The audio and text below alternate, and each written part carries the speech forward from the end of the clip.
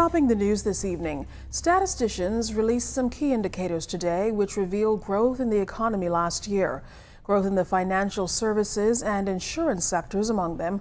Our Cleopatra Murphy gives this breakdown. The country's gross domestic product rose slightly in 2018, with preliminary results from the Department of Statistics revealing a GDP of $12.424 billion in nominal dollars and $10.763 billion in real dollars. That represents a 2.3% increase in nominal growth and a 1.6% increase in real growth compared to the same period in 2017. National Accounts Supervisor in the Department of Statistics, Tira Newbold, shared details at a press conference Monday. In 2018, 9 of the 17 industry groups contributed to the overall increase in real GDP. However, increases in real estate, wholesale and retail trade, accommodation and food services, and financial and insurance services were the leading contributors. In the real estate sector, real value added increased by $16 million. The wholesale and retail sectors grew by $43 million.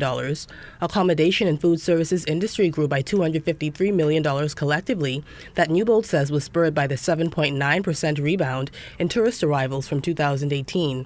The financial and insurance sector also grew by $42 million. This is supported by more favorable developments in domestic credit extended by the financial institutions compared to the previous year.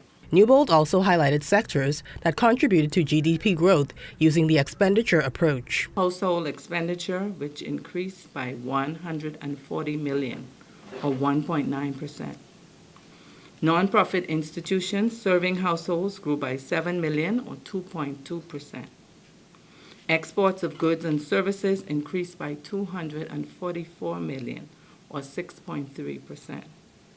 Imports of goods and services decreased by $23 million, or 0.4%. The Department of Statistics, for the first time, also released an experimental quarterly gross domestic product covering the first quarter of 2015 to the fourth quarter of 2018.